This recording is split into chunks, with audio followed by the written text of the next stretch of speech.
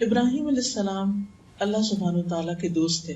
اللہ سبحانہ تعالیٰ کسی کو اپنا دوست کہے یہ کوئی معمولی مقام نہیں. قرآن مجید میں اللہ سبحانہ تعالیٰ فرماتے ہیں واتخذ اللہ ابراہیم خلیلا، اور اللہ نے ابراہیم کو دوست بنا لیا. اور خلیل کا لفظ جو ہے وہ عام دوستی کے لیے بھی نہیں، خاص دوست. اس کے باوجود کہ اللہ سبحانہ تعالیٰ ان کو اپنا دوست کہتے ہیں، ابراہیم علیہ السلام کے اندر اتنی عاجزی ہے کہ وہ جب بھی اللہ تعالیٰ کا کوئی حکم ملتا ہے تو وہ اس کے آگے جھک جاتے ہیں. قرآن مجید میں اللہ تعالیٰ فرماتے ہیں اذ قال له ربه اسلم قال اسلمت لرب العالمین، کہ جب اس کے رب نے اس سے کہا کہ جھک جاؤ تو کہا کہ میں رب العالمین کے لیے جھک گیا.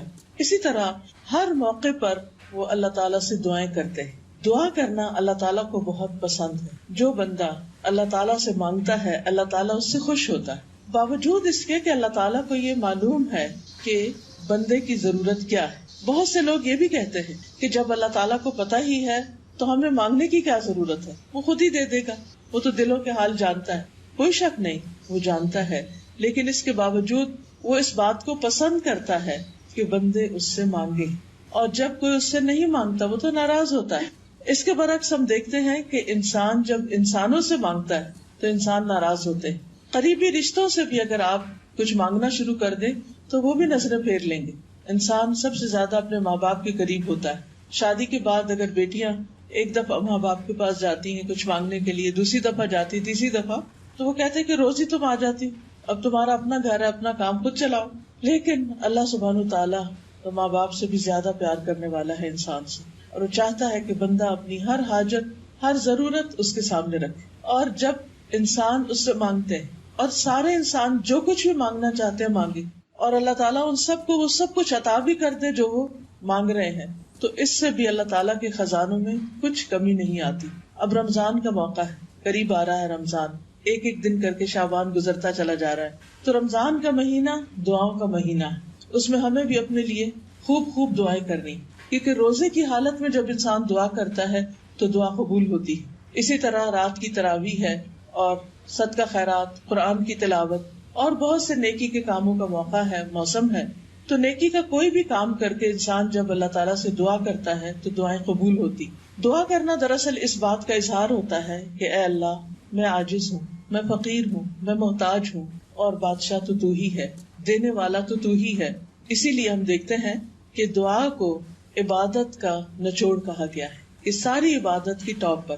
اور ویسے بھی جو بھی ہم عبادت کرتے ہیں اس کے بعد دعا مانگتے ہیں. رمضان مبارک کے بارے میں قرآن مجید میں جہاں پر ذکر کیا گیا ہے کہ رمضان کے روزے فرض کیے گئے ہیں، تو اس کا اختتام ان آیات پر ہوتا ہے وَإِذَا سَأَلَكَ عِبَادِي عَنِّي فَإِنِّي قَرِيبٌ أُجِيبُ دَعْوَةَ الدَّاعِ إِذَا دَعَانِ فَلْيَسْتَجِيبُوا لِي وَلْيُؤْمِنُوا بِي لَعَلَّهُمْ يَرْشُدُونَ. وَإِذَا سَأَلَكَ عِبَادِي عَنِّي، جب آپ سے میرے بندے میرے بارے میں پوچھیں کہ اللہ کہاں ہے، وہ سنتا ہے یا نہیں، کیا وہ ہماری دعائیں سنے گا، تو انہیں بتا دیجئے فَإِنِّي قَرِيبٌ، کہ میں تو یقیناً قریب ہوں، بالکل قریب ہوں. باوجود اس کے کہ وہ اپنے عرش پر ہے، لیکن وہ ہلکی سے ہلکی آواز حتیٰ کہ دل میں اٹھنے والے خیالات تک سے وہ واقف ہے. قرآن مجید میں اللہ تعالیٰ فرماتے ہیں وَلَقَدْ نَعْلَمُ مَا تُوَسْوِسُ بِهِ نَفْسُهُ، ہم یہ بھی جانتے ہیں کہ انسان کے نفس میں، انسان کے دل میں کیا خیالات اٹھتے ہیں، تو وہ بہت قریب ہے. اجیب دعوت الداعی اذا دعانی، میں جواب دیتا ہوں دعا کرنے والے، پکارنے والے کی پکار کا جب بھی وہ مجھے پکارتا ہے. دن کو پکارتا ہے، رات کو پکارتا ہے، آہستہ آواز میں پکارتا ہے، بلند آواز سے پکارتا ہے، دل ہی دل میں پکارتا ہے، وسپر کرتا ہے، کہیں پر بھی پکارتا ہے. میں اس کی دعا سنتا ہوں اور میں اس کا جواب دیتا ہوں کہ بندے میں نے سن لی تیری دعا. فَلْيَسْتَجِيبُوا لِي، بس چاہیے کہ وہ بھی میری بات مانے. یعنی اگر بندے یہ چاہتے ہیں کہ اللہ تعالیٰ ان کی دعائیں قبول کرے تو بندوں کے اوپر بھی ایک ذمہ داری عائد ہوتی، اور وہ ذمہ داری کیا ہے کہ وہ بھی اللہ تعالیٰ کی اطاعت کرے. اب دیکھیے کہ کسی بھی ریلیشن شپ میں دو طرفہ معاملہ ہوتا ہے، کوئی بھی ریلیشن شپ ہارڈلی ون سائیڈڈ ہوتا ہے، وہ تو ریلیشن شپ بنتا ہی نہیں. تو اللہ سبحانہ و تعالیٰ اور بندے کے درمیان جو ریلیشن شپ ہوتا ہے وہ بھی اسی طرح اسٹرانگ ہوتا ہے جب انسان اللہ تعالیٰ سے اپنا تعلق ڈیولپ کرے اور پھر اسی سے دعا کرے اور پھر اس کی طرف سے قبولیت کی بات آئے. تو بہرحال انسان جب اس سے مانگتا ہے اور وہ سنتا ہے تو وہ چاہتا ہے کہ ہم بھی اس کی سنیں.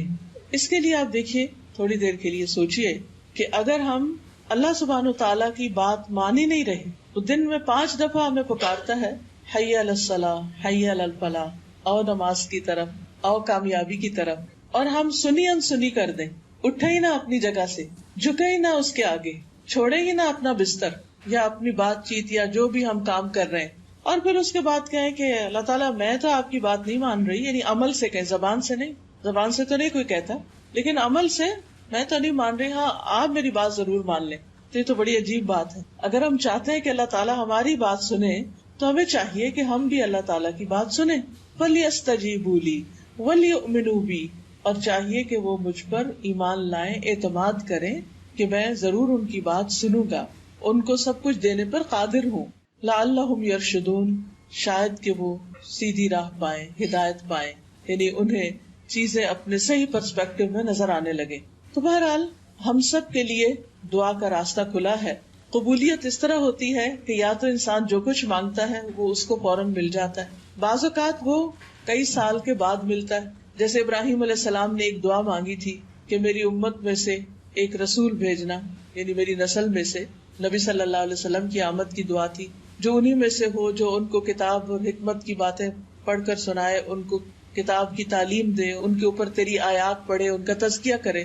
تو یہ دعا تقریباً 2500 سال بعد قبول ہوئی، یعنی ابراہیم علیہ السلام کے 2500 سال بعد نبی صلی اللہ علیہ وسلم تشریف لائے. تو کبھی کبھی بہت دیر سے بھی دعائیں قبول ہوتی ہیں. اسی طرح کچھ اور دعائیں بھی ایسی ہیں. پھر اسی طرح کبھی ایسا بھی ہوتا ہے کہ انسان دعا کرتا ہے لیکن اس کو وہ تو نہیں ملتا جو وہ مانگ رہا ہے، لیکن اللہ سبحانہ تعالیٰ اس کے بدلے اس سے کوئی مصیبت ٹال دیتے ہیں.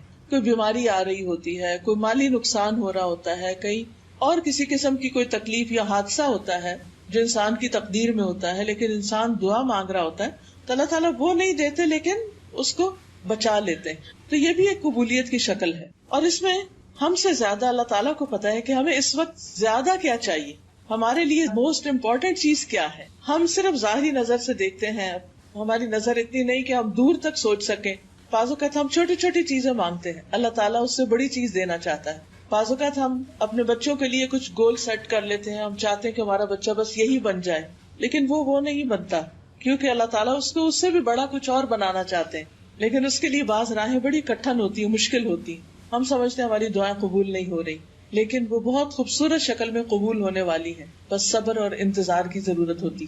اور ایک شکل یہ ہے کہ انسان کو دنیا میں اس کے بدلے میں نہیں کچھ ملتا، لیکن آخرت میں بہترین جزا ملے گی اس کی، یعنی ہر دعا کے بدلے اس کے لیے نیکیاں ہیں. اور جب انسان آخرت کا بدلہ دیکھے گا تو سوچے گا کاش دنیا میں مجھے کچھ بھی نہ ملتا، آج سب کچھ یہی ملتا. لیکن آج ہم دنیا میں چونکہ اس زندگی کی اتنی اہمیت کو جانتے نہیں، اس لیے یہی چاہتے ہیں کہ جو کچھ ہے بس ہمیں یہی مل جائے. پھر ایک چیز یہ ہے کہ ہم عموماً جو دعائیں مانگتے ہیں وہ مادی چیزوں کی ہوتی ہیں، وقتی ضروریات کی ہوتی. لیکن آج جو دعا میں ابراہیم علیہ السلام کی آپ کے ساتھ شیئر کروں گی وہ بہت ہی خوبصورت دعا ہے.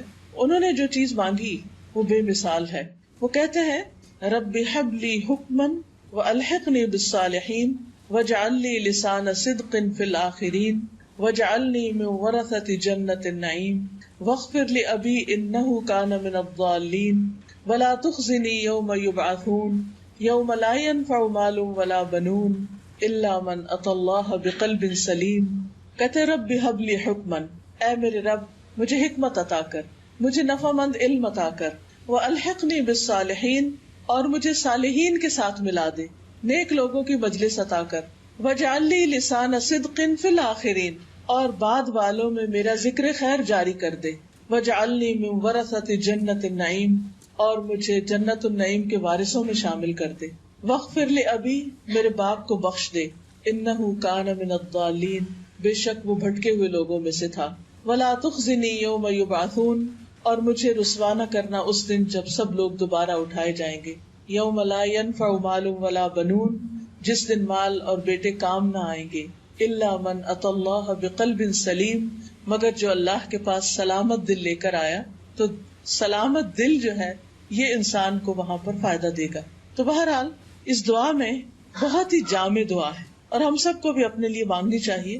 یہ سورۃ الشعراء کی آیت نمبر 83 سے آنورڈز یہ دعا موجود ہے. قرآن مجید میں بھی آپ دیکھ سکتے ہیں، دعاؤں کی کتابوں میں بھی عام طور پر یہ دعا پائی جاتی ہے. سب سے پہلی چیز جو مانگی گئی وہ ہے رب ہب لی حکمن، اللہ مجھے حکم عطا کر، حکمت عطا کر، فیصلے کی قوت عطا کر، فائدہ مند علم عطا کر۔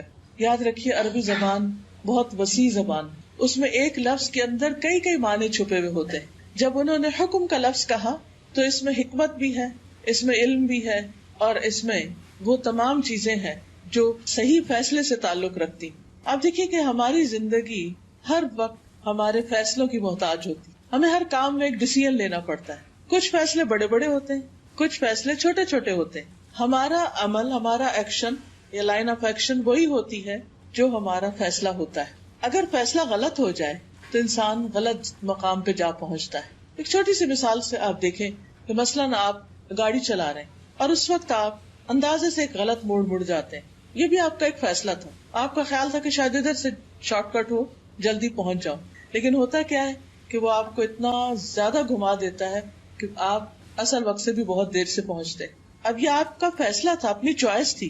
ہمارے فیصلے ہماری چوائس کے ساتھ ہوتے ہیں۔ اللہ سبحانہ وتعالیٰ نے ہم میں سے ہر ایک کو چوائس دی ہے۔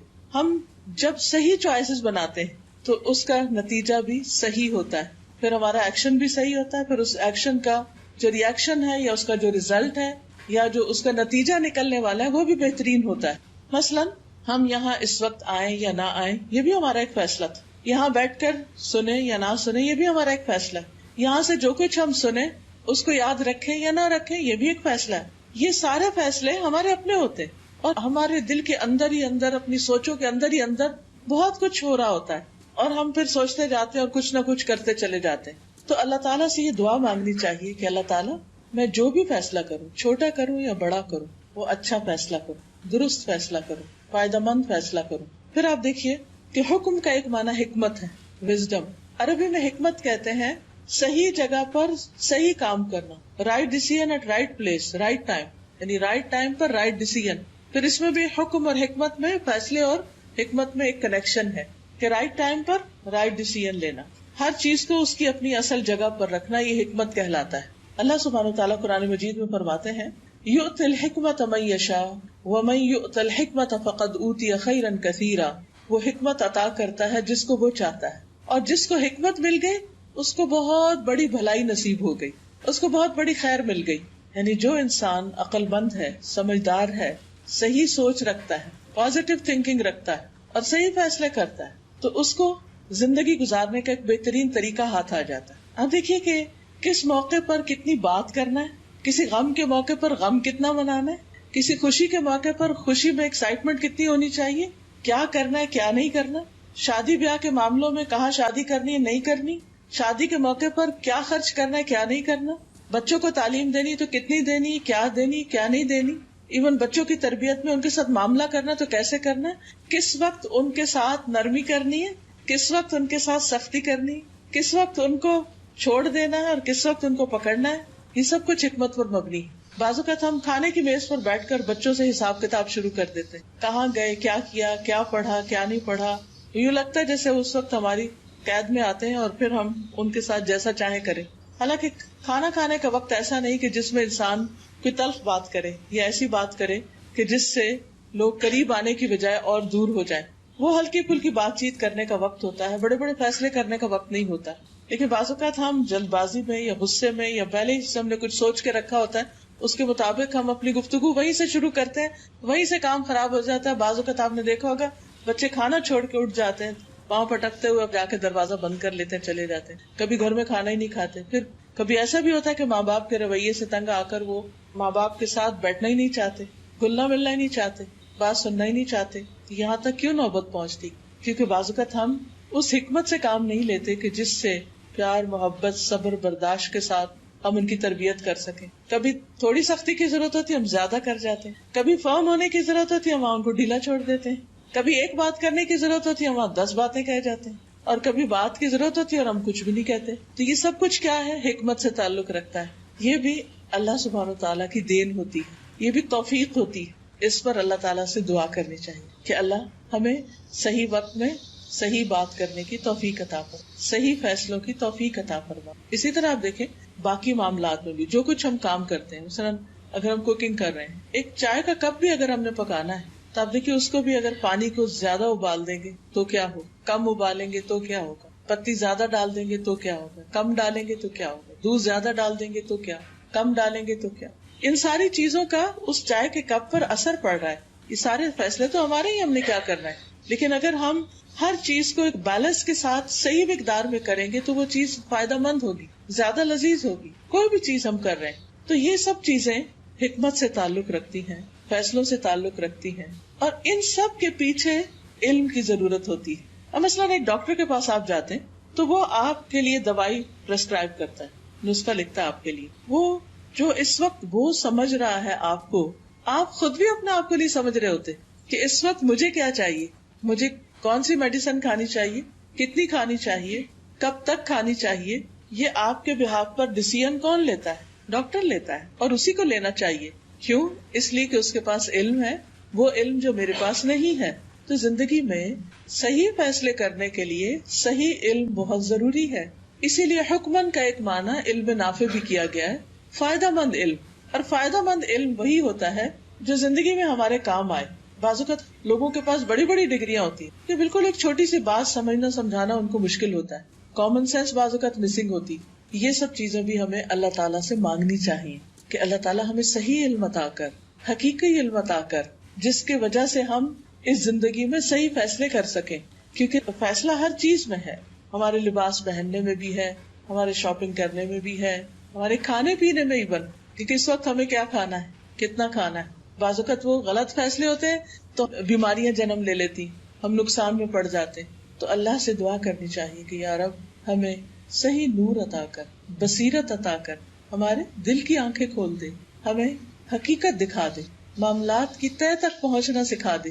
کیونکہ بعض اوقات ہم صرف سرفیس پر ہی چیزوں کو دیکھ کر ججمنٹل ہو جاتے ہیں، اس کی ڈیپتھ میں نہیں جاتے. تو اللہ سبحانہ وتعالیٰ سے دعا کرتے ہیں کہ اللہ تعالیٰ ہمیں صحیح بصیرت دے تاکہ ہم اپنی زندگی کو صحیح طور پر گزار سکیں. ہم سب یہ جانتے ہیں کہ ہماری اس زندگی کے آگے ایک اور زندگی بھی ہے، اور اس زندگی کا انحصار اس پر ہے کہ ہم نے یہ زندگی کیسے گزاری. اگر یہ زندگی صحیح گزرے گی، اللہ تعالیٰ کی مرضی کے مطابق گزرے گی، تو جب ہم اللہ تعالیٰ سے ملاقات کریں گے وہاں جا کر، تو جو فیصلہ اللہ تعالیٰ ہمارے بارے میں کریں گے وہ بالکل صحیح ہوگا، کیونکہ وہ بندوں پر ظلم نہیں کرتا. اس لیے قرآن و سنت کا علم ہونا بھی بہت ضروری ہے تاکہ ہم یہ جان سکیں کہ ہمارا رب کس موقع پر ہم سے کیا چاہتا ہے. جب ہم کوئی بزنس کر رہے ہوں یا شادی کے ہسبینڈ وائف کے ریلیشن شپ میں ہوں، میری ریسپانسبلٹیز کیا ہیں، میرے رائٹس کیا ہیں، میرے ہسبینڈ کے رائٹس کیا ہیں، میرے بچوں کے رائٹس کیا ہیں، ان کی کیا ریسپانسبلٹی ہے مجھ پر، ان کے بارے میں مجھ سے کیا پوچھا جائے گا. پھر اسی طرح ہماری عبادات ہیں، کن چیزوں سے نماز ہوتی ہے، کن چیزوں سے نہیں ہوتی، کن چیزوں سے روزہ ہوتا ہے، کن چیزوں سے نہیں ہوتا. حج پہ جا رہے ہیں، زکوٰۃ دینے کا معاملہ ہے، زکوٰۃ کب فرض ہوتی، کتنے مال پر ہوتی، کتنی نکالنی چاہیے، کس کس کو دینی چاہیے. یہ بالکل بیسک فرائض میں سے ہے. ان سب کے بارے میں ہمارے رائٹ ڈیسیژن اسی وقت ہو سکتے ہیں جب ہمارے پاس نالج ہوگا. مثلا ہم نماز پڑھتے ہیں تو بعض اوقات ہم اس میں بھول جاتے ہیں، تو ہمیں سمجھ نہیں آتی کہ سجدہ صاحب کرنا ہے یا نہیں کرنا، وہ ڈیسیژن نہیں لے پا رہے ہوتے. اس کی وجہ کیا ہوتی ہے؟ بعض اوقات لیک آف نالج ہوتا ہے، بعض اوقات علم ہوتا ہے پھر بھول چکا ہوتا ہے کیونکہ ہم نے اس کو تازہ نہیں کیا ہوتا. اسی طرح باقی تمام معاملات میں بھی نیبرز کے ساتھ کس طرح رہنا، اپنے سروینٹس کے ساتھ کیسے رہنا. ویسے تو ہمیں معلوم ہوتا ہے، لیکن سب سے بیسٹ طریقہ کیا ہے اس معاملے میں؟ ہمیں آخرت کے اعتبار سے کہاں کیا ملنے والا ہے. اور دنیا میں جب ہم کوئی کام کرتے ہیں تو ہمارا ہمیشہ یہ دل چاہتا ہے کہ ہم نمبر 1 ہوں، ہم سب سے آگے ہوں. ہم سب کی یہی خواہش ہوتی ہے، بڑی نیچرل سی خواہش ہے. اسی طرح آخرت کے بارے میں بھی ہماری یہی خواہش ہونی چاہیے. اور پھر یہ صرف حکم یا علم یا حکمت صرف اپنے لیے نہیں مانگے، اپنے بچوں کے لیے بھی مانگے کہ اللہ ان کو بھی علم عطا کر تاکہ وہ بھی اپنی زندگی میں صحیح ڈیسیژنز لیں. ہم سب کو اپنے بچوں کے بارے میں بہت فکر ہوتا ہے، شادی کرتے تب فکر ہوتا ہے، کہیں جاب کرنے جائیں تب فکر ہوتا ہے، پڑھنے جائیں تب فکر ہوتا ہے، پتہ نہیں کیا کریں گے، پتہ نہیں کیسے کریں گے، پھر پیچھا بھی کرتے رہتے ہیں، پتہ بھی کرتے رہتے ہیں. تو جب ہم ان کو کچھ دعائیں سکھا دیں گے اور وہ بھی اللہ سے مانگیں گے تو بہت حد تک اطمینان ہو جائے گا. دوسری چیز جو ابراہیم علیہ السلام نے مانگی وہ الحقنی بالصالحین، کہ اللہ مجھے نیک لوگوں کے ساتھ ملا. اللہ سبحانہ وتعالیٰ نے ان کو اپنا دوست بنایا، لیکن اس کے باوجود وہ انسانوں میں سے نیک انسانوں کی کمپنی چاہ رہے ہیں، کیونکہ اکیلا انسان بہت کچھ نہیں کر سکتا. اسے کوئی بھی کام کرنے کے لیے لائک مائنڈیڈ پیپل چاہیے ہوتے ہیں، جن کی کمپنی میں وہ کمفرٹیبل فیل کرتا ہے، جن کے ساتھ مل کر اس کا دل خوش ہوتا ہے، جن کے ساتھ مل کر اس کا دل و دماغ روشن ہو جاتا ہے اور وہ بہتر فیصلے کر سکتا ہے. آپ نے دیکھا ہوگا کہ زندگی میں 2 طرح کے لوگ آپ کو ملتے ہیں. ایک وہ ہے جو ملتے ہیں اور آپ کی زندگی میں خوشیاں بکھیر دیتے ہیں، اور ایک وہ ہے جن کو مل کے آپ پریشان ہو کے اٹھتے ہیں اور آپ کے دل پہ ایک بوجھ ہوتا ہے. تو یہ صالحین یعنی ایسے اچھے لوگ کہ جن کو مل کے واقعی مجھے خوشی نصیب ہو، میں کامیابی کی طرف بڑھوں، جو مجھے صحیح فیصلے کرنے کے لیے مددگار ہوں. تو یہ دعا بہت ہی امپورٹنٹ دعا ہے. آپ دیکھیے کہ ہم آج جو کچھ ہے نا، ہمیں بنانے میں بہت سے لوگوں کا ایک حصہ ہے. وہ ہمارے پیرنٹس ہو سکتے ہیں، وہ ہمارے رشتے دار ہو سکتے ہیں، وہ ہمارے ٹیچرز ہو سکتے ہیں، وہ ہمارے نیبرز ہو سکتے ہیں، وہ مختلف جگہوں پر آپ کے مختلف دوست ہو سکتے ہیں. اور اس میں دوستوں کا ایک بہت بڑا حصہ ہوتا ہے. یعنی ہم سب اچھی طرح جانتے ہیں کچھ چیزیں ہم نے کتابوں سے سیکھی، لیکن بہت سی چیزیں ہم نے ہیومن انٹریکشن سے سیکھی. لوگوں سے مل کر، میل ملاقات کر کے، تبادلہ خیال کر کے، باتیں کر کے، اس سے ہم نے بہت کچھ سیکھا. اور وہ سیکھنا بڑا آسان بھی ہوتا ہے اور بڑا خوشگوار بھی ہوتا ہے کہ جب آپ کسی کے پاس بیٹھتے ہیں، ایک بات کرتے ہیں، وہ آپ کو کوئی اور اچھی بات بتاتا ہے. پھر ایسے لوگ کہ جو آپ کو دھوکہ نہ دیں، جو آپ سے جیلس نہ ہوں، جو آپ کے سنسیئر فرینڈز ہوں، یہ ساری انسان کی بہت بنیادی ضرورت ہے. یہ بھی اللہ سے مانگنی چاہیے. اور نہ صرف یہ کہ عام انسانوں کو، بلکہ پیغمبروں کے لیے بھی یہ کہا گیا. نبی صلی اللہ علیہ وسلم کو حکم دیا گیا وَاصْبِرْ نَفْسَكَ مَعَ الَّذِينَ يَدْعُونَ رَبَّهُمْ بِالْغَدَاةِ وَالْعَشِيِّ يُرِيدُونَ وَجْهَهُ وَلَا تَعْدُ عَيْنَاكَ عَنْهُمْ تُرِيدُ زِينَةَ الْحَيَاةِ الدُّنْيَا. اور اپنے آپ کو روک کر رکھیے، اپنے آپ کو ملا کر رکھیے ان لوگوں کے ساتھ جو اپنے رب کو صبح و شام پکارتے ہیں، جو اللہ کا چہرہ چاہتے ہیں، اور آپ ان سے اپنی نگاہ نہ ہٹائیے. یعنی آپ کو کیا حکم دیا کہ کن لوگوں کی کمپنی اختیار کیجیے؟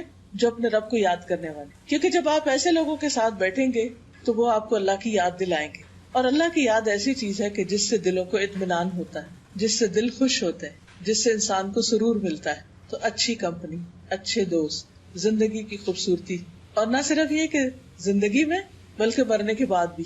اچھے دوست مرنے کے بعد بھی کبھی نہیں بھولتے انسان، وہ دعاؤں میں یاد رکھتے ہیں. جبکہ مرنے کے بعد سب سے زیادہ انسان کو دعاؤں کی ضرورت ہوتی. اچھے دوست قیامت کے دن بھی نہیں بھولتے، وہ اپنے دوستوں کی تلاش میں ہوں گے. حتیٰ کہ ایک روایت میں یہ آتا ہے کہ جب جنت والے جنت میں چلے جائیں گے اور جہنم والے جہنم میں چلے جائیں گے تو ایک شخص اپنے رب سے کہے گا کہ یا رب، میرا ایک دوست تھا دنیا میں اس کو یہاں نہیں دیکھ رہا اور اس کے بغیر میرے یہاں رہنے میں مزہ نہیں. تو اسے پتا چلے گا کہ اس کا وہ دوست تو جنت میں جانے کی بجائے وہ جہنم میں جا چکا، کسی بھی وجہ سے جو بھی ہو. تو وہ سفارش کرے گا کہ یا رب میرے اس دوست کو وہاں سے نکال دے، اسے بھی میرے ساتھ جنت میں پہنچا دے. تو اچھے دوست نہ صرف یہ کہ دنیا کی مشکلات میں کام آتے ہیں، آپ کے غم اور دکھ بانٹتے ہیں، آپ کے دلوں کا بوجھ دور کرتے ہیں، آپ کی مدد کرتے ہیں مختلف مواقع پر، بلکہ آخرت میں بھی فائدہ مند ثابت ہوں گے. اسی لیے ہم دیکھتے ہیں کہ یوسف علیہ السلام، جن کو اللہ سبحانہ تعالیٰ نے مصر جیسے ملک کی حکومت عطا کی تھی اور پھر نبوت بھی عطا کی تھی، انہوں نے کیا دعا مانگی جب ان کے پاس سب کچھ تھا کہ فاطر السماوات والارض انت ولی فی الدنیا والآخرہ توفنی مسلما والحقنی بالصالحین. آسمان اور زمین کے پیدا کرنے والے اللہ سبحانہ تعالیٰ کو فریاد کر رہے ہیں، انت ولی فی الدنیا والآخرہ، تو ہی میرا دوست ہے دنیا اور آخرت میں. توفنی مسلما، مجھے اسلام کی حالت میں وفات دینا، یعنی میں اس وقت فوت ہوں جب میں تیری اطاعت اور فرما برداری کر رہا ہوں، اچھے کام کر رہا ہوں. کیونکہ انسان کا خاتمہ جس عمل پر ہوگا قیامت کے دن اسی عمل کے ساتھ اٹھایا جائے گا. اگر آپ کی وفات اچھے لوگوں کے ساتھ ہوتی ہے، اچھے ہاتھوں میں ہے، اچھا کام کرتے ہوئے دنیا سے جاتے ہیں. جیسے ایک حدیث میں آتا ہے کہ اگر کوئی شخص احرام کی حالت میں فوت ہو جائے، حج کرنے گیا راستے میں ہی فوت ہو گیا، تو قیامت کے دن وہ اٹھے گا اور تلبیہ پکار رہا ہوگا، اسی حال میں اٹھے گا. اسی طرح اور بھی کچھ لوگوں کے بارے میں آتا ہے کہ جس طرح کی ان کی زندگی ہوگی اسی طرح کے وہ قیامت کے دن اٹھیں گے، یعنی آخری عمل جو ہوگا. تو کہتے ہیں توفنی مسلمن، کہ اللہ مجھے اسلام کی حالت میں فوت کرنا، اس حال میں کہ میں تیرا فرما بردار ہوں. والحقنی بالصالحین، اور مجھے نیک لوگوں کے ساتھ ملا دے. ان کے پاس کس چیز کی کمی تھی؟ نہ دین کی نہ دنیا کی، ہر چیز تھی ان کے پاس، لیکن انہوں نے مانگا تو کیا مانگا؟ اچھے دوست مانگے، اچھی کمپنی مانگی. تو ہم سب کی بھی ایک بہت بڑی ضرورت ہے کہ ہمارے آس پاس کے لوگ، ہمارے ملنے جلنے والے، وہ اچھے ہوں، اس سینس میں کہ ہمارے لیے سنسیئر ہوں. انسان ملتا تو بہت سے لوگوں سے رہتے ہیں، لیکن ہم نہیں جانتے کہ وہ ہمارے لیے کیا جذبات رکھتے ہیں اور وہ کس وجہ سے ہماری دوستی چاہتے ہیں. آپ دیکھیے کہ بعض اوقات دوستی کے پیچھے بھی کوئی مطلب ہوتا ہے، اور جب انسان کو پتا چلتا ہے کہ کوئی شخص صرف مطلب کے لیے دوستی کر رہا ہے تو یہ بہت تکلیف دہ ہوتا ہے. اور دنیا میں کئی دفعہ پتا چل جاتا ہے کہ جو سنسیئر دوست ہوتے ہیں وہ ہمیشہ ساتھ دیتے ہیں، اور جو مطلب کے دوست ہوتے ہیں وہ مطلب پورا ہونے کے بعد نظر نہیں آتے. تو جب انسان نیک لوگوں کی دوستی مانگے گا، اچھے لوگوں کی، صالح کا مطلب ہوتا ہے اچھا، نیک، تو پھر وہ ہمیشہ کے لیے آپ کے لیے سنسیئر ہوں گے، آپ کے خیر خواہ ہوں گے، آپ سے سچی محبت کرنے والے ہوں. اور انسان کو اس دنیا میں اور خاص طور پر اس مٹیریلسٹک دور میں، یعنی ہمیشہ سے لوگوں کے اندر دنیا کی ایک محبت رہی ہے، لیکن آج کا دور میں کچھ زیادہ ہو گئی ہے یہ چیز. شاید ہماری نانی دادی کے وقت لوگ اتنا مٹیریلسٹک نہیں تھے جتنا اب ایک دنیا کی دوڑ لگ گئی ہے، ہر شخص اس دوڑ میں ایک طرح سے شریک ہوتا جا رہا ہے، تو اس میں بعض اوقات رشتوں کی پہچان بھی بھول جاتی. تو ایسے میں انسان جب یہ دعا کرتا ہے تو اس کو خاص خوشی اور سکون حاصل ہوتا ہے. اچھا، بچوں کی تربیت میں بھی آپ دیکھیے کہ اگر آپ کے بچوں کے دوست اچھے ہیں تو آپ بہت ہی خوش قسمت ہیں، پھر آپ کو فکر کی ضرورت نہیں، کیونکہ اچھے دوست ان کو اچھی راہ ہی بتائیں گے، اچھے مشورے دیں گے اور ان کو صحیح راستہ ملے گا. اور اگر ان کی کمپنی اچھی نہیں تو خواہ آپ نے گھر سے کتنی بھی تربیت کی ہو، بری کمپنی میں بیٹھ کے عام طور پر بچے پھر ویسے ہی ہونے لگتے ہیں، کیونکہ وہ انکار نہیں کر سکتے دوستوں کے مطالبات کا. بہت سے بچے پڑھنے میں بہت اچھے، قابل، سمجھدار، سب کچھ، لیکن برے دوستوں نے ان کو کسی کام کا نہیں چھوڑا. تو اس میں جو ہم اپنے بچوں کو نصیحتیں کریں یا ان کے لیے جس چیز کی فکر کریں اور جس چیز پر ہم نظر رکھیں وہ ان کے دوست بھی ہیں. اور یہ بچپن سے، چھوٹی عمر سے ہی ہمارے والد بہت میک شور کرتے تھے کہ ہم کہیں سے کوئی گالی نہ سیکھ کے آئیں، کوئی بیڈ ورڈ نہ یوز کریں، کوئی بولنے میں یا کسی ایسی چیز میں کوئی چیز شامل نہ ہو جائے کہ جو تربیت میں خلل ڈالے. تیسری چیز جو ابراہیم علیہ السلام نے مانگی وہ تھی وَاجْعَلْ لِي لِسَانَ صِدْقٍ فِي الْآخِرِينَ، کہ بعد والوں میں میری سچی نام بری کرنی. ہر انسان کو جانا ہے دنیا سے، لیکن ہر شخص مرنے کے بعد اپنے آثار چھوڑ کے جائے گا جس کے ساتھ اس کی یادیں وابستہ ہوں گی. اس وقت بھی آپ دیکھیے کہ جتنے بھی آپ کے دوست ہیں، رشتے دار ہیں، ان سب کے بارے میں آپ کی ایک سوچ ہے کہ ان کے ساتھ ایک آپ کا تصور ہے، ان کا ایک امیج ہے آپ کے ذہن میں. جب ان کا نام لیا جاتا تو آپ کو ان کی خاص تصویر نظر آنے لگتی کہ فلاں فلاں ایسا ہے، فلاں کا دل بہت بڑا ہے، فلاں بڑا بخیل ہے، فلاں اچھا ہے، فلاں اچھا نہیں ہے. ہمیشہ ایک فیلنگ ہوتی ہے یا کچھ وائبز ہوتی ہیں جو انسان کو محسوس ہوتی. اب آپ دیکھیے کہ مرنے کے بعد ہم کیا یادیں چھوڑ کر جائیں گے، لوگ ہمیں کس نام سے یاد کریں گے، یہ بھی بہت امپورٹنٹ ہے. کیونکہ مرنے کے بعد انسان کا جو نامہ اعمال ہے وہ تو بند ہو جاتا ہے.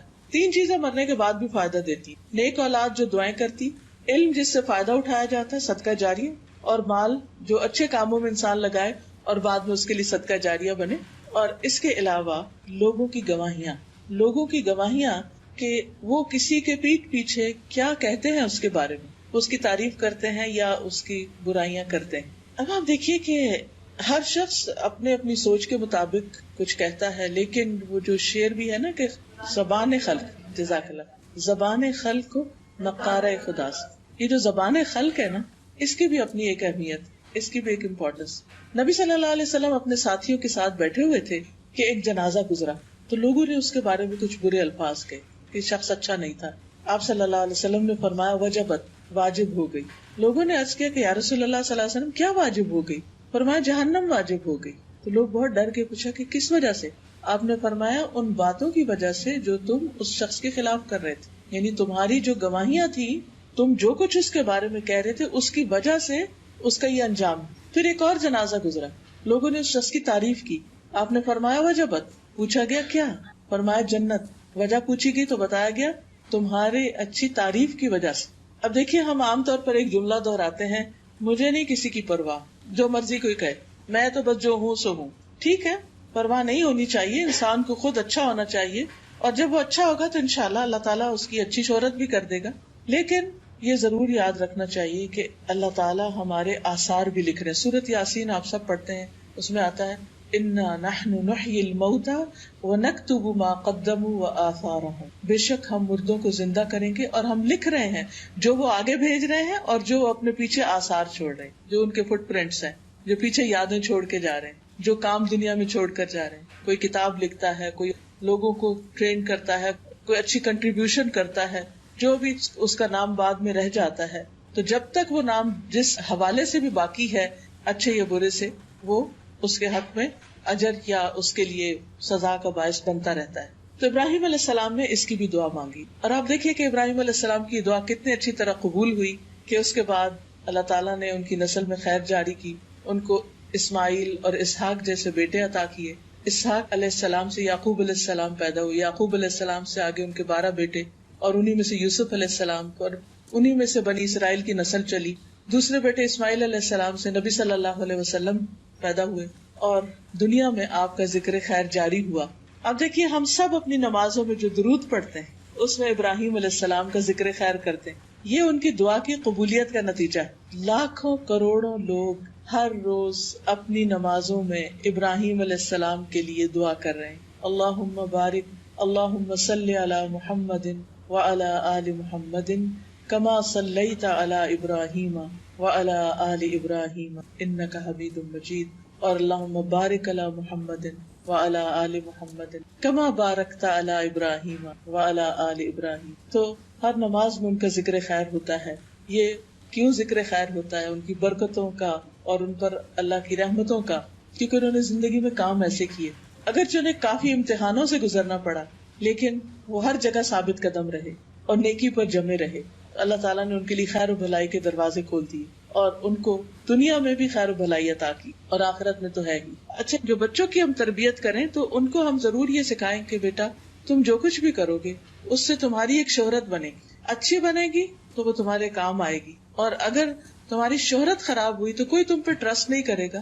خواہ جاب کرو یا بزنس کرو، وہ سب چیزیں کاؤنٹ ہوتی، اس کا تمہیں نقصان ہوگا. اور پھر وَجَعَلْنِي مِن وَرَثَةِ جَنَّةِ النَّعِيمِ کہ انسان ہمیشہ اپنی آخرت کو یاد رکھے اور وہاں کے لیے بھی دعا کرے کہ اللہ نعمتوں بھری جنت میں داخل کرنا. دنیا میں ہم کیا چاہتے ہیں؟ ہمارا گھر کیسا ہو؟ گھر ہو، اس میں گارڈن بھی ہو، اس میں پھلدار درخت ہو، اس میں پھول ہو، اس میں ہر آرام کی چیز ہو، نعمت ہو، ڈریم ہوم. تو وہ ڈریم ہوم دنیا میں ہوتا بھی ہے، لیکن جو جنت ہے اس کے مقابلے میں تو کچھ بھی نہیں. اس لیے آخرت کے گھر کی دعا کرنی چاہیے کہ اللہ تعالیٰ وہاں ہمیں نعمتیں عطا کرنا، ہمارا انجام اچھا کرنا، کیونکہ وہ زندگی کبھی بھی ختم ہونے والی نہیں. اس دنیا کی جتنی بھی نعمتیں ہیں، جو کچھ بھی ہے، وہ سارے کا سارا ایک دن ختم ہو جائے گا، لیکن وہاں سب کچھ ہمیشہ باقی رہنے والا ہے. وہاں کی خوشیاں، آرام. جنت وہ جگہ جہاں کوئی بیمار نہیں ہوگا، جہاں کوئی بوڑھا نہیں ہوگا، جہاں کبھی کسی پر کوئی غم، دکھ اور تکلیف نہیں ہوگا، کوئی بڑھاپا نہیں آئے گا. تو اس جنت کی انسان کو تمنا کرنی چاہیے. ایک حدیث میں آتا ہے کہ ایک اعرابی آپ کے پاس آیا اور کہنے لگا کہ کیا جنت میں ببول کا درخت ہوگا؟ کیونکہ عربوں کے یہاں وہ ہر قسم کے درخت نہیں ہوتے تھے، تو وہ درخت قیمتی شمار ہوتا تھا. تو آپ نے فرمایا ہاں ہوگا. اس نے کہا پھر اس میں کانٹے بھی ہوں گے؟ آپ نے فرمایا ہاں کانٹے ہوں گے، لیکن اس کے ایک کانٹے کے اندر مومن کے لیے 70,000 کھانے ہوں گے، اور ہر کھانے کا رنگ دوسرے سے مختلف ہوگا. آپ دیکھیے کہ آپ ایک دن میں کتنا کھا سکتے، یعنی اگر ایک کانٹے کے اندر اتنا کچھ ہے تو پھر وہ پورے درخت میں کیا کچھ ہوگا. اور بے شمار درخت اور ان کے اندر کتنی نعمتیں.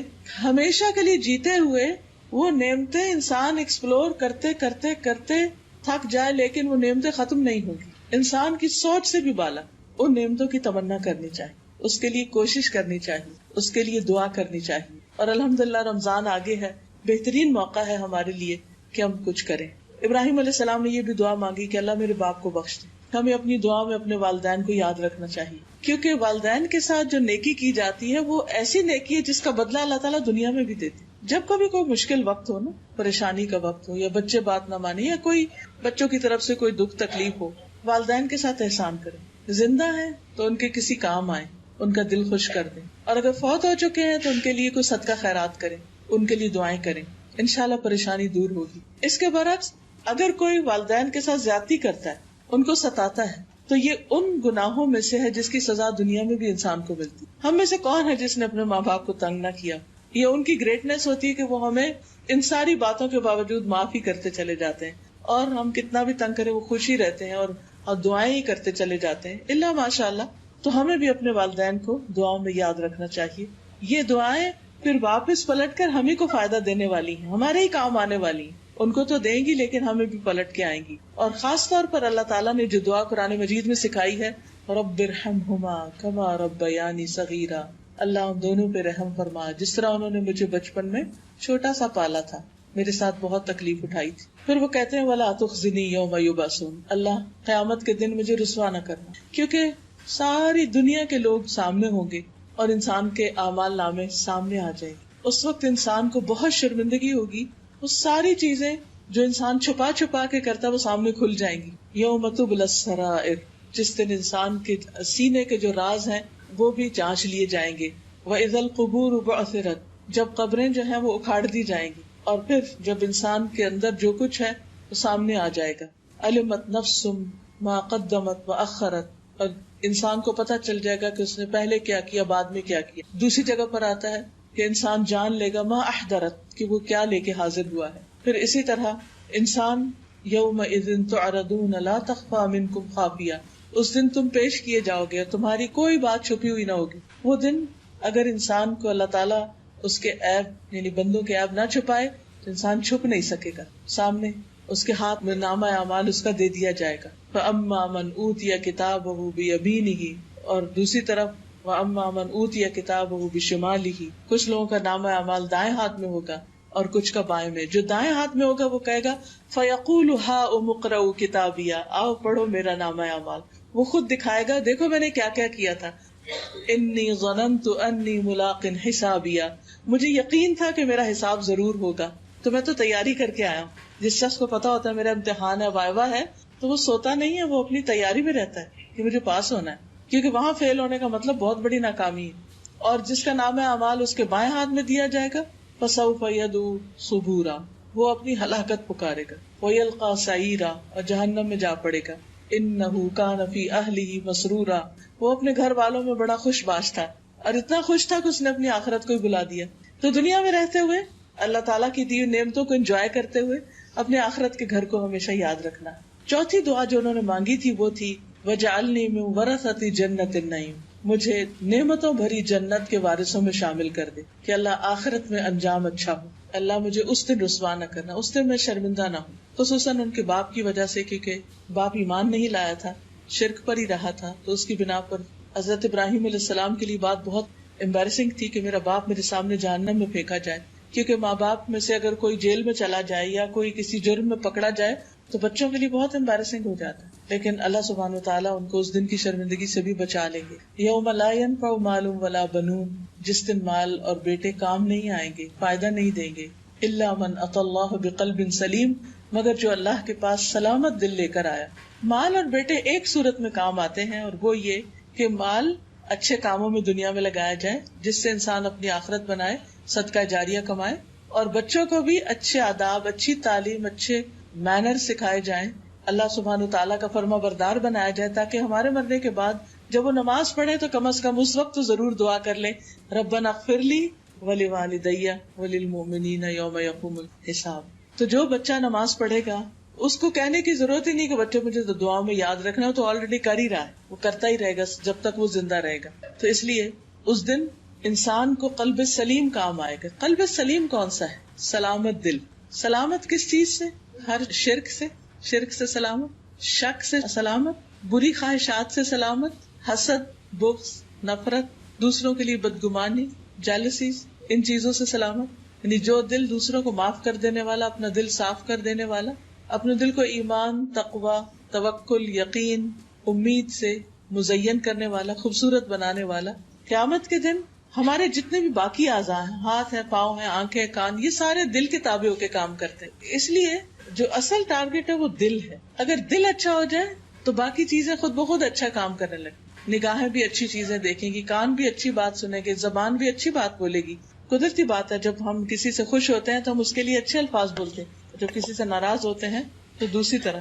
تو اس لیے بہت ضروری ہے کہ ہم اپنے دلوں پر کام کریں اور اپنے دل کا جائزہ لیتے رہیں، اپنے دل کا خود ہی محاسبہ کرتے رہیں کہ دل میں ایمان کی کیفیت کیا ہے، دل میں اللہ تعالیٰ کی محبت کتنی، دل میں خیر کے نیکی کے کاموں کی کتنی محبت. کیا یہ دل نماز میں لگتا ہے یا نہیں لگتا؟ کیا یہ دل قرآن پڑھتے ہوئے لگتا ہے یا نہیں لگتا؟ خصوصاً رمضان میں روزے کی حالت میں دل کی کیفیت کیا ہے؟ دل کے اندر ایک امن، اطمینان اور سکون ہے یا نہیں؟ کسی کا قول ہے کہ ایک دنیا کی جنت ہے اور ایک آخرت کی جنت ہے.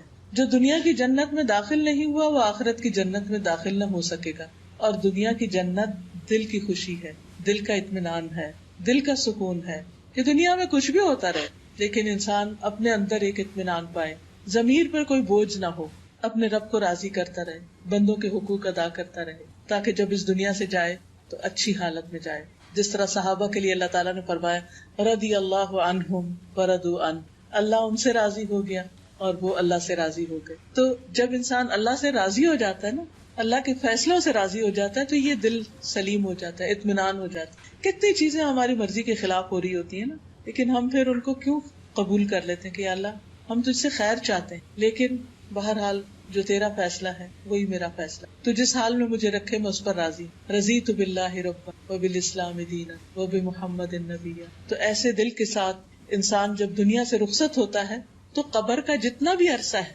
اس میں بھی دل سکون میں ہوگا. موت کے وقت دل کی حالت جو ہے اس کو سیل کر لیا جاتا ہے. اگر اطمینان میں ہے قبر بھی اطمینان میں. قیامت کے دن جب سب لوگ اٹھیں گے اور گھبراہٹ کی عالم میں ہوں گے تو کچھ لوگ اس وقت بڑے پرسکون ہوں گے. یہ وہی لوگ ہوں گے جو دنیا میں غم، خوشی، رنج، بیماری ہر حال میں راضی برضا رہتے، اور دنیا میں باقی ایسے لوگ پائے جاتے. پچھلے دنوں ہماری ایک ساتھی کینسر ہو گیا تو ہم سب لوگ بہت ہی اس کے لیے پریشان تھے کہ اس پہ کیا گزر رہی ہوگی. بالکل ینگ، چھوٹے چھوٹے 3 بچے، اور بہت ہی ماشاءاللہ قابل اور ایفیشینٹ اور بہت ہی جسے کہتے ایکٹیو خاتون. کیونکہ جب میں ان کو دیکھنے کے لیے گئی تو بڑے اطمینان کی حالت میں، اور مجھے بڑی حیرت بھی ہوئی کہ ایک انسان جس کی بیماری شاید 3rd یا 4th ڈگری پہ تھا وہ کینسر، جس کی بیماری ایسی ہو کہ ڈاکٹر اس کو بس زندگی سے مایوس کر رہے ہوں. ویسے تو ہمیں سارے کو کوئی پتہ نہیں کون کس وقت چلا جائے، لیکن ایسی بیماری ہے جو انسان کو ہلا کے رکھ دیتی. لیکن جب میں نے ان کی باتیں سنی اور ان کا اطمینان کہ یہ بیماری میرے لیے بڑی رحمت ثابت ہوئی ہے، میں اللہ کے قریب ہو گئی ہوں، میں نے لوگوں سے معافی مانگ لی ہے، میں ہر وقت کام کی ایک دوڑ میں تھی، اب مجھے نماز میں، دعا میں، اچھے کاموں میں دل لگتا ہے میرا، کیونکہ مجھے پتا کہ آگے یہی کام آنے ہیں.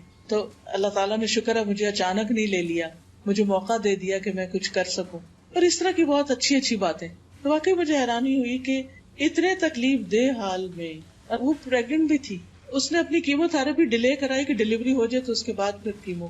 بہرحال تکلیف دہ مرحلہ، درد، اور پھر سر میں چلا کے اور چکر اور سب کچھ، لیکن اس کے باوجود اطمینان اور اللہ سے اچھا گمان کہ اللہ نے میرے لیے برا نہیں کیا، میرے لیے اس میں بڑی بھلائی ہے.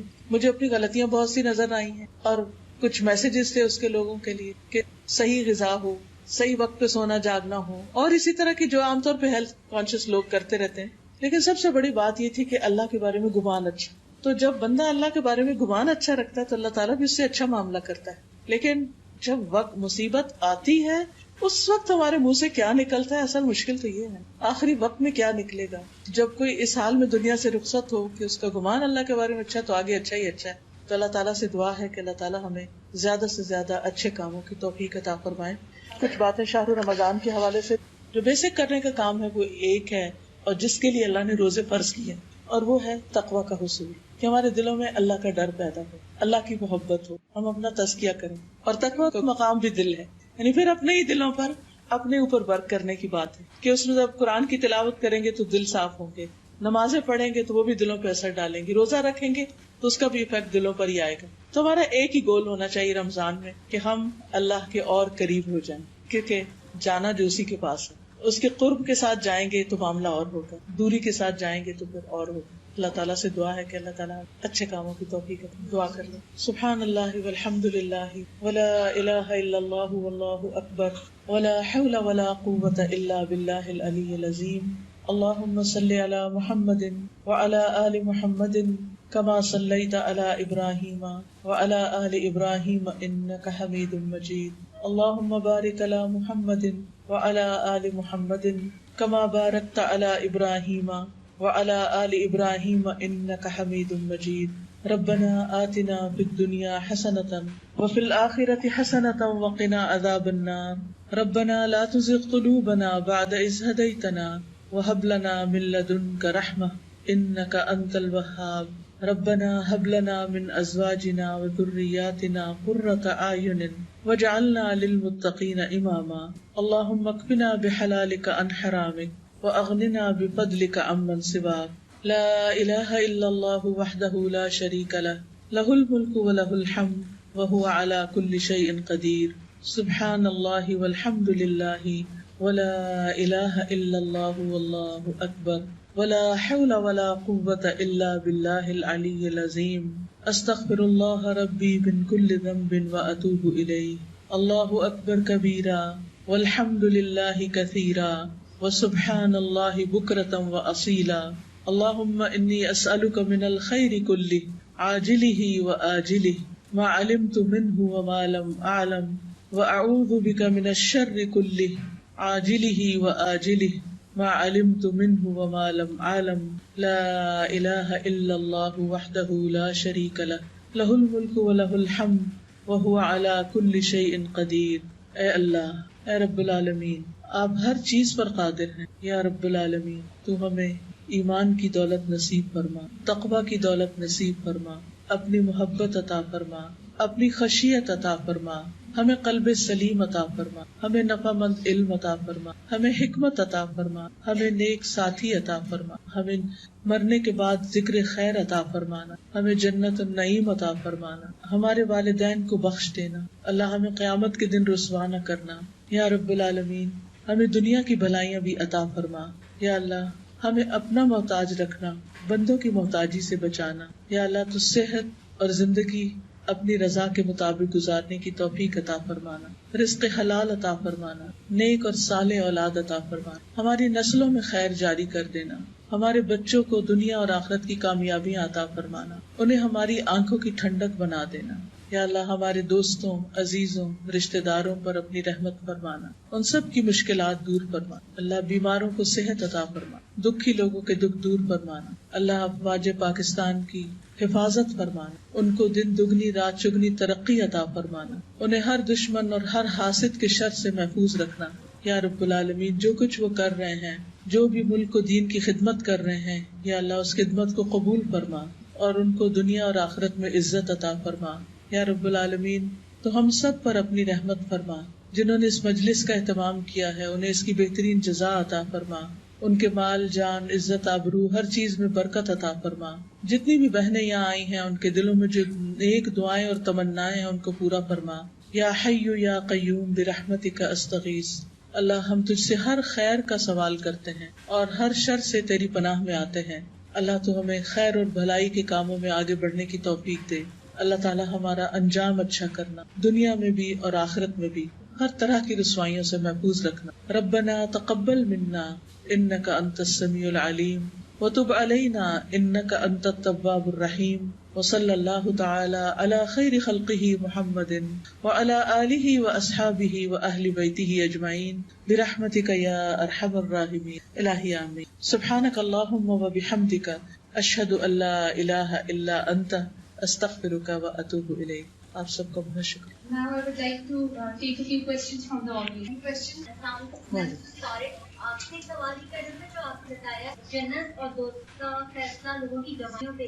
ڈاکٹر صاحبہ، اکثر جیسے ہم لوگوں کو برے ہی اس میں یاد کر رہے ہیں، بہت کم ہے کہ ہم اس کی نیکی کو ریئلائز کریں اور نکالیں، تو اس کا فیصلہ اگر تو وہ صحیح بات کر رہے ہیں پھر تو وہ ویلڈ ہوگی گواہی، لیکن اگر ان کی گواہی ہی جھوٹی ہے، وہ غلط بات کر رہے ہیں جو کہ حقیقت پر مبنی نہیں، تو وہ گواہی ایکسپٹ نہیں کی جائے گی۔ جیسے دنیا کی عدالت میں بھی یعنی ایک معیار ہوتا ہے گواہی کا۔ جی معیار۔ یہ جو دعا کارڈ ہے آپ کے ہاتھ میں، میں نے ابھی دیکھا ہے الحمدللہ کا، یہ بہت ہی اچھی دعائیں ہیں۔ جب بندہ اللہ تعالیٰ کا شکر ادا کرتا ہے، اللہ تعالیٰ نعمتیں اور عطا کرتا ہے، تو اللہ تعالیٰ کی تعریف ہے اس میں۔ اور آپ رمضان میں جیسے دن میں اگر قرآن پاک پڑھا اس کے بعد اگر پڑھ لیں تو انشاءاللہ تعالیٰ بہت فائدے کی چیز ہوتی۔ جی، دل کی صفائی کے لیے 3 چیزیں بہت فائدہ دیتی۔ ایک، قرآن مجید کا پڑھنا اور سمجھنا، کیونکہ قرآن مجید دل پر نازل ہوا ہے نبی صلی اللہ علیہ وسلم، اور قرآن مجید میں آتا ہے شفاء لما فی الصدور، کہ قرآن شفا ہے ان بیماریوں کی جو سینوں میں ہے، یعنی دل میں ہے۔ تو دل کی جتنی بھی بیماریاں ہیں ان کے لیے قرآن کا پڑھنا شفا ہے۔ دوسری چیز، موت کی یاد۔ انسان کسی سے حسد کیوں کرتا ہے یا کسی کی برائی کیوں کرتا ہے؟ کیونکہ وہ دیکھتا ہے کہ وہ دنیا میں اس سے آگے نکل رہا ہے یا اس کو نعمت مل گئی ہے۔ تو جب انسان کے اندر دنیا کی محبت نہیں ہوگی، آخرت کی فکر زیادہ ہوگی، تو obviously آٹومیٹیکلی اس کے اندر سے پھر جن کے پاس اس سے زیادہ بھی ہو تو ان کے بارے میں وہ برا نہیں سوچے گا۔ اور تیسری چیز یہ ہے اچھی کمپنی، کیونکہ عام طور پر ہمارے دل کے خیالات کیسے الٹتے پلٹتے جب ہم کسی سے بیٹھ کے باتیں کرتے ہیں۔ اگر ہماری سوچ منفی ہوگی لیکن دوست کی پازیٹیو ہے تو وہ ہماری منفی سوچ کو بھی وہ ٹھیک کرے گا کہ نہیں تم ایسے نہیں سوچو، اس کو اس اینگل سے بھی دیکھو، وہ اچھی ایڈوائس دے گا۔ تو یہ چیز پھر انسان کے دل کو سلامت رکھتی ہے. اور اگر دوست ایسے ہیں جو ہر وقت کسی کی چغلی کر رہے ہیں, کسی کی غیبت کر رہے ہیں, کسی کی باتیں بتا رہے ہیں, تو پھر وہ باتیں سن کے تو دل کا حال کیا ہوتا ہے, خوشی تھوڑی ہوتی ہے. اور خصوصاً اگر کوئی ہمارے ہی خلاف ہمیں ہی آ کے بتا رہا ہو. آج ہی میں اپنے بیٹے کو کتاب پڑھا رہی تھی, امام غزالی کی کتاب ہے بدایت الہدایہ, عربی کی کتاب ہے لیکن اس میں بہت اچھی اچھی باتیں بھی ہیں. تو اس میں انہوں نے دوست کا دوست پہ حق جو ہے وہ لکھا ہوا تھا, بڑی اچھی ایڈوائسز تھی. تو اس میں ایک بات وہ یہ کہتے ہیں کہ تمہارا دوست وہ سنسیئر نہیں ہو سکتا جو لوگوں کی باتوں کو جو انہوں نے تمہارے خلاف کی وہ لا کے تمہیں پہنچائے اور تمہیں لوگوں سے بدگمان کرے, یعنی تمہارے دل کو دکھائے کہ فلاں تمہارے بارے میں یہ کہہ رہا ہے, فلاں یہ کہہ رہا ہے. تو یہ دوستی کے حق کے خلاف ہے.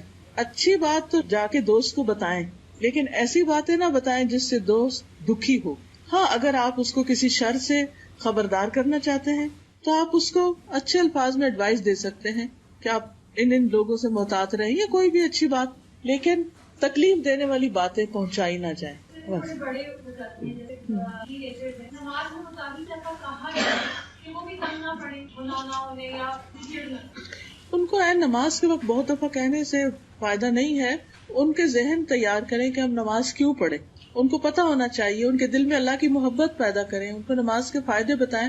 اور یہ اس وقت نہیں جب نماز کا ٹائم ہو. اس کے علاوہ کوشش یہ کریں کہ اپنے بچوں کے ساتھ دن یا رات کا کوئی حصہ ضرور مقرر کریں جس میں ان کے ساتھ اچھی باتیں شیئر کریں.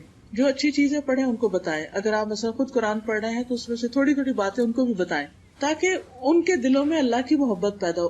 اگر بچوں کے دل میں اللہ کی محبت آ جائے, آخرتی فکر آ جائے, تو وہ ہم سے بھی زیادہ اچھے کام کرنے کے لیے تیار ہو جاتے ہیں. پھر کہنے کی ضرورت نہیں. ہاں, چھوٹے ہوتے ہیں, ریمائنڈر دینا پڑتا ہے, لیکن پیچھا نہیں کرنا پڑتا. پھر وہ اس کو اون کر لیتے ہیں اس چیز کو. تو ان کی اچھی تعلیم اور اچھی تربیت جو ہے, جو ایک مسلمان ہونے کی حیثیت سے ہماری ذمہ داری ہے, کیونکہ قیامت کے دن اللہ تعالیٰ ہر ایک سے پوچھے گا کہ اس نے اپنے چھوٹوں کے ساتھ کیسا سلوک کیا, ان کی کیا ذمہ داری نبھائی. تو حدیث میں باقاعدہ ماں کا لفظ آتا ہے, عورت کا لفظ آتا ہے کہ عورت اپنے شوہر کے گھر میں بچوں کی نگران ہے اور اس سے ان کے بارے میں پوچھا جائے گا. اس کا مطلب نہیں کہ باپ کی ذمہ داری نہیں, لیکن ماں کی ذمہ داری زیادہ ہے کیونکہ اس کے درجہ اور مقام بھی 3 گنا زیادہ ہے. بچوں کے سامنے دین کو خوبصورت بنا کے پیش کریں, بوجھ نہ ڈالیں, سٹیپ بائی سٹیپ چلیں, تھوڑا تھوڑا بتائیں. ان کی غلطیوں کو اگنور بھی کریں, وہ بھی سیکھ رہے ہیں, پرفیکٹ نہیں ہو سکتے. مایوس نہ ہو ان سے, ان کے لیے دعائیں کریں, صبر سے کام لیں جس طرح ہمارے والدین نے ہمارے ساتھ صبر کیا. جی,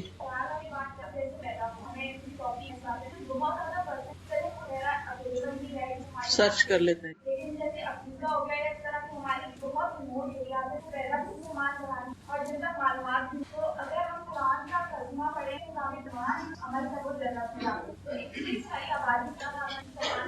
وہ مقصد تو اللہ تعالیٰ کو ہی پتا ہے, لیکن یہ ہے کہ ہر ایک سے جو امتحان ہے یا پوچھ گچھ ہے وہ اس کے مطابق ہے, جتنی اس کو نو ہاؤ, جتنا اس کا ایکسس ہے انفارمیشن یا جاننے کے بارے میں. جس کے پاس سب کچھ ہے اور پھر وہ جان بوجھ کے ایکسپٹ نہیں کر رہا, اس کی بات مختلف ہے. 2 طرح کا اللہ تعالیٰ نے انسان کو علم دیا. ایک دیا ہے کتابوں کے ذریعے, پیغمبروں کے ذریعے, اور ہر قوم میں پیغمبر بھیجے. اب جس تک وہ پیغام پہنچا اور اس نے انکار کیا وہ تو کفر کر رہا ہے, لیکن جس تک پہنچا ہی نہیں اس کا معاملہ مختلف ہے. اس کے پاس دوسری رہنمائی فطرت کی ہے کہ اللہ تعالیٰ نے بے شمار نشانیاں پیدا کی ہیں جس سے وہ اپنی پہچان کراتا ہے, اور ہر دل کسی نہ کسی درجے پر گواہی دیتا ہے. ہم سب کے ساتھ ہوتا ہے کہ اچانک ہم جا رہے ہوتے تو اللہ تعالیٰ کی کوئی نہ کوئی نشانی ہمارے سامنے آ جاتی. آج ہی ابھی میں آنے سے پہلے میں لیٹی ہوئی تھی, تو میں جب اٹھ رہی تھی تو میرے دل میں ایک دم خیال آیا کہ کھجور اتنی میٹھی کیسے ہوتی. ایسے ہی میں اپنے آپ سے سوچنے لگی, کھجور اتنی میٹھی کیسے ہوتی ہے, تو مٹی سے نکلتی, کیا چیز اس کو میٹھا کرتی. اور پھر جتنی بھی کھجوریں آتی ہیں, باقی پھلوں میں تو یہ بھی ہوتا ہے کہ کوئی میٹھا ہوتا ہے, کوئی کھٹا ہوتا ہے, کوئی کچھ ہوتا ہے, لیکن کھجور تو ساری ہی میٹھی ہوتی. تو زمین میں کہاں میٹھا ہے, کیا چیز میٹھی ہوتی ہے, کیا پروسیس ہوتا ہے جس سے وہ اس طرح کا پھل نکلتا ہے.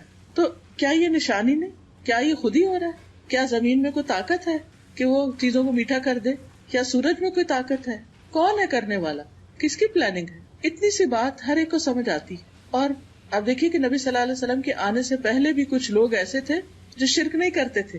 وہ کہتے تھے ہو ہی نہیں سکتا کہ جن بتوں کو ہم پوجتے ہیں یہ ہمارے لیے کچھ کر سکیں. وہ پھر بھی ایک رب کو مانتے تھے. اس وقت بھی جب کوئی تعلیمات نہیں تھی, کوئی پیغمبر نہیں تھا ان کے پاس, تو آج بھی اللہ نے لوگوں کو جو عقل اور سمجھ دی ہے اور جو نشانیاں ہر طرف رکھی ہیں اور ان کو جو دل اور دماغ دیا ہے، اس کے مطابق اگر وہ اپنے رب کو پہچانتے ہیں تو رب ان کے ساتھ انشاءاللہ اچھا ہی معاملہ کرے گا. سبحانک اللہم و بحمدک، اشہد ان لا الہ الا انت، استغفرک و اتوب الیک. السلام علیکم و رحمۃ اللہ وبرکاتہ.